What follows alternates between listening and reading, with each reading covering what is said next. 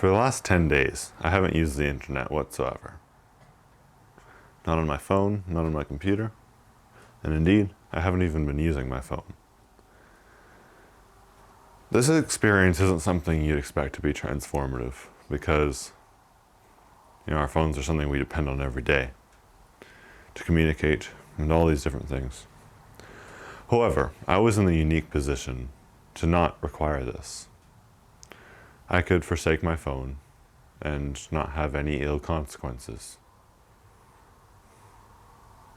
That is, until withdrawal kicked in. Everybody says they couldn't live without their phone. And this makes sense logically on a surface level, because you think they need it to communicate. Many different things that they might need it for. However, this is ultimately because of addiction. I've tried my best over the past year to be more and more aware of how I use my phone and other devices, because it's true that they really are designed to get you addicted. However, I didn't expect to find the effects to be so much. I think it was around day 8 where withdrawal peaked. I was worrying about everything, all of the people I talked to through my phone that I haven't talked to in person since. Just a lot of worry. And at the start, that felt like natural worry. Because of course, when you don't know what's happening with somebody, not only do you have a little bit of fear of missing out, but more importantly, you want to make sure they're doing okay. And after days and perhaps even months of talking to someone regularly, having your phone off for 2 weeks is quite a bit to endure. Withdrawal is a horrible thing in this, because it makes every minute feel like you're battling something. That is, until it starts to fade. And then you feel much better. Indeed, even as soon as I forsaked my phone, I started reading more. I started figuring out things in the creative software I use on a daily basis that I never would have figured out if I had just Googled how to do it. And indeed, I was just a lot more productive. It worries me to realize the depth of influence my phone has over me. Because I know that if I'm like this, and I'm trying to be aware of this, then not only the people I care about, but people in the wider world must be affected by this too. It shocks me the extent to which it affected me. I feel like a completely different person now. My writing has improved. My focus has improved. Indeed, even my regulation of emotions has improved. It's been much, much easier since then, and it seems to be only getting better the longer I go without my phone. Unfortunately, I will have to reintroduce it. But I want to think mindfully about how I do that, because in this you have so many things that have the potential to go wrong. Just because I didn't use my phone for 2 weeks doesn't mean that I can't get addicted to it again. When I was a lot younger, sometimes my parents would take away my phone, and even after not using it for 2 months, it's still just as easy to get addicted to it, even if you try to be mindful. And in the past, the depth to which I was mindful of this was very low. And I've tried to change that, but still it remained low. What I'd like to try this time is to make this high, to make this what it needs to be. Because seeing the effect that it has had on me to not have my phone is not to me evidence that it was a good thing, but evidence that it's a bad thing. Because indeed, what needs to be communicated outside of texting that could not be done through a longer route, whether it be email or if you really feel like going analog, a real letter. All of these luxuries we've been afforded, being able to watch a video on any topic at a moment's notice, knowing of what's going on in the world instantaneously. It's not worth it. All of these things aren't designed for our better halves. They're designed for those parts of us that frequently miss, the parts that guide us in the wrong direction. For as much as it is nice to know of the happenings in the world on a regular basis, it brings issues with it. The very idea that one cannot easily break free from this is widespread throughout society. But people joke about it and excuse it. And because everyone has this issue, that's enough to move on. But I don't think that's the right path to take. Well, I recognize that some depend on their phones a lot more than I do, in terms of actual tangible necessity.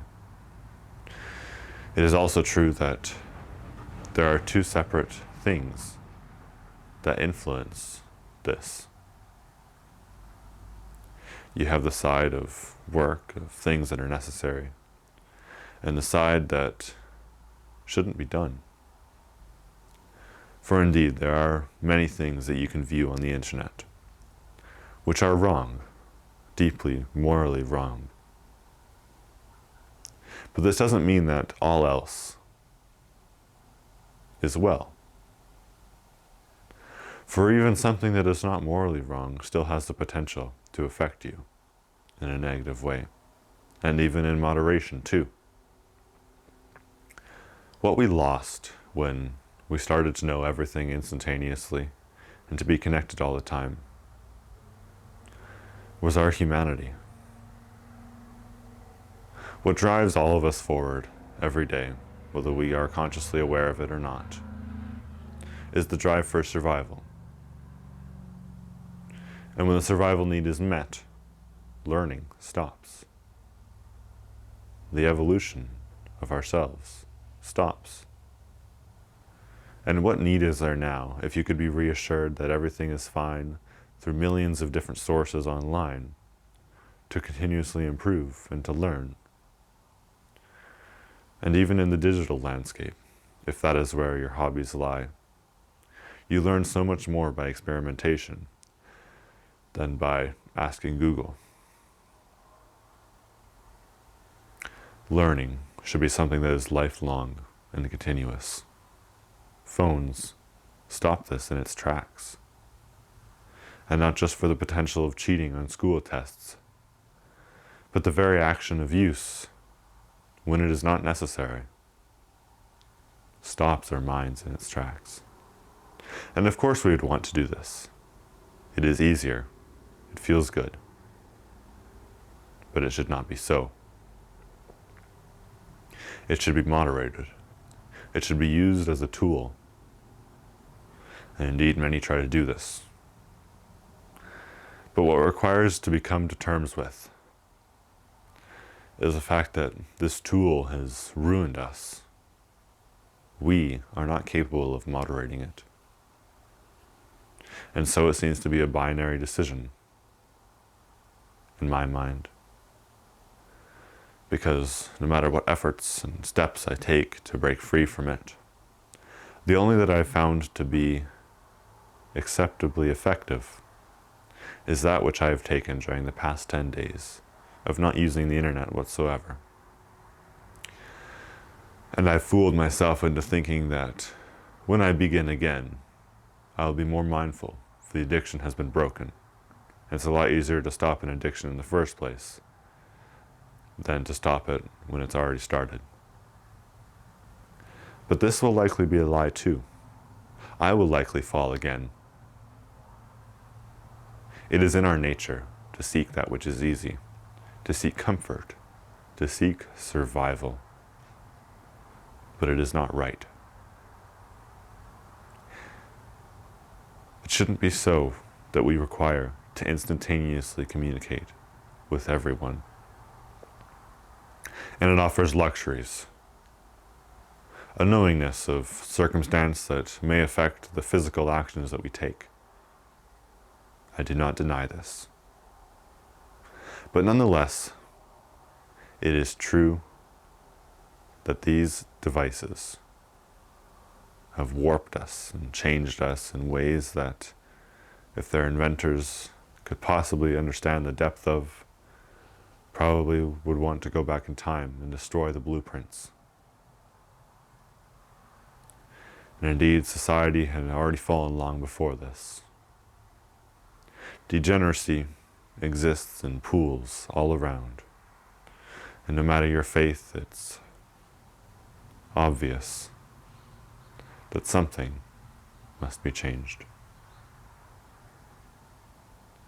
And for me, I find the hope for that change in religion.